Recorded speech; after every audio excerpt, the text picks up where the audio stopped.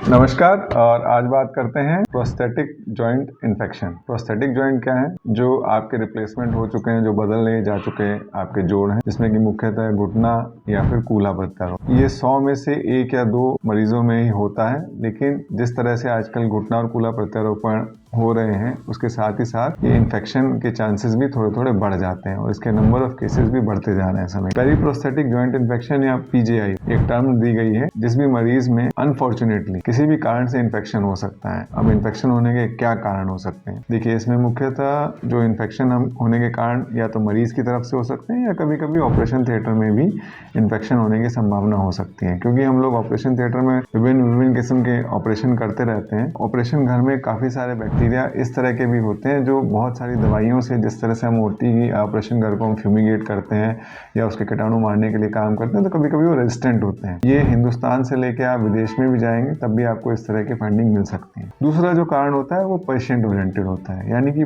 मरीज की किसी भी बीमारी की वजह से या उसको कहीं भी शरीर में कोई इन्फेक्शन हुआ हो, सिंपल एक सोर थ्रोट या कि हम गले का इन्फेक्शन बोलते हैं, उसकी वजह से ही मरीजों में प्रोस्थेटिक जॉइंट इन्फेक्शन होने की संभावना हो सकती है। इसके लक्षण क्या होते हैं?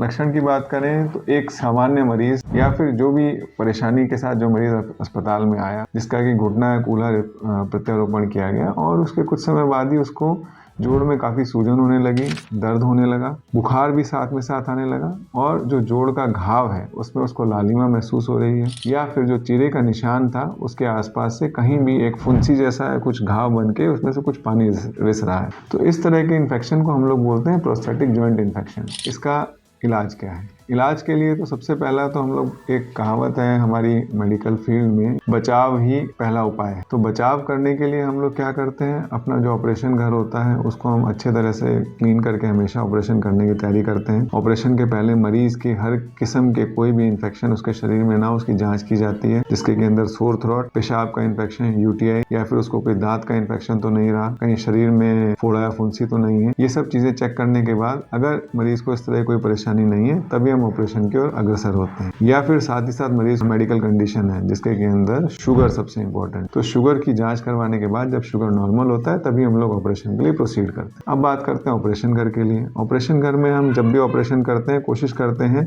कि रिप्लेसमेंट या फिर जो प्रत्यारोपण के ऑपरेशन है, हमेशा पहला ऑपरेशन उनको ऑपरेशन घर में रखा जाए और उस समय हम लोग अपनी जो पुराने दिन की ओटी के बाद पूरी रात भर ओटी को बंद करके रखते हैं और उसको फ्यूमिगेट करते हैं ताकि उसके अंदर के जो भी कीटाणु वगैरह हैं वो खत्म हो जाए और हमें एक फ्रेश ताज़ा बिना कीटाणु रहित ओटी अगले दिन ऑपरेशन के लिए मिले। और साथ ही साथ हम अपने जो औजार जो हम लोग यूज़ करते हैं, जिसको हम इंस्ट्रूमेंट्स बोलते हैं, ऑपरेशन के दौरान उनको हम अच्छे तरीके से काफ़ी पकाते हैं और उसी के बाद उनका उपयोग किया जाता है। तो ये तो बात आई बचाव की, किस तरह से हम कर सकते हैं। दुर्भाग्यवश पूर्ण अगर किसी मरीज को इन्फेक्शन हो गया है तब उसका क्या इलाज होता है? देखिए, अगर बहुत ही शुरुआती दौर में आपको इन्फेक्शन के बारे में पता चल गया है हफ्ते या 2 हफ्ते के अंदर ही, तब तो आपको डॉक्टर जो आपको सलाह दे रहे हैं कि हाँ, उसको धुलाई सफाई कर देखना चाहिए और उसके अंदर कुछ कुछ पार्ट्स होते हैं जिसको हम लोग हटाकर और उनकी जगह दूसरे नए पार्ट लगा सकते हैं। लेकिन अगर आपको लग रहा है कि आपका इन्फेक्शन काफ़ी बढ़ता जा रहा है या आपका इन्फेक्शन ऑपरेशन के काफ़ी दिनों बाद हुआ है, अगर आपको इस तरह के इन्फेक्शन हुए हैं जोड़ में, तब फिर आपको डॉक्टर से परामर्श लेकर, अभी तक की टीचिंग कहती थी, जो हिंदुस्तान में हम लोग फॉलो करते आ रहे हैं, उनका कहना है कि इसको 2 स्टेज में प्रोसीजर करना चाहिए। 2 स्टेज यानी कि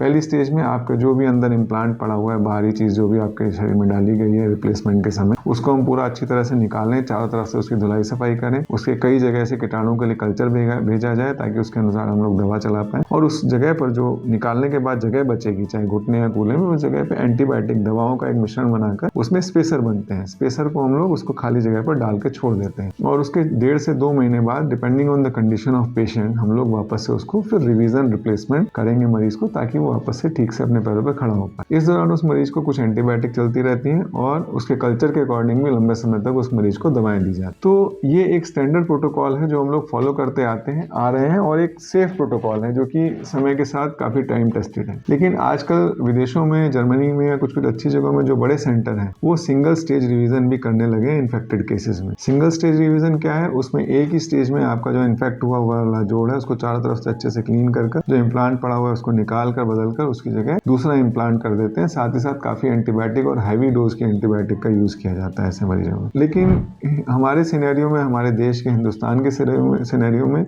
जहाँ की मरीज़ों की इम्यूनिटी थोड़ी सी कम अच्छी होती है विदेशी मरीज़ों के मुकाबले में, प्लस हमारे मरीज़ इतनी हैवी एंटीबायोटिक लेने के लिए सक्षम नहीं होते हैं, उसमें बेहतर यही रहता है कि मरीज़ को हमेशा 2 स्टेज का ऑपरेशन करवाना ही अच्छा है, ताकि उसका जो घुटना है सेकंड स्टेज के बाद लंबे समय तक चल पाए और उसको बार-बार ऑपरेशन की प्रक्रिया से ना गुजरना पड़े। अच्छा, अब बहुत से मरीज़ आते हैं, डॉक्टर साहब इन्फेक्शन होने के बाद जब दूसरा ऑपरेशन कर देंगे तो क्या मैं एकदम जीवन भर के लिए फिर ठीक हो जाऊँगा?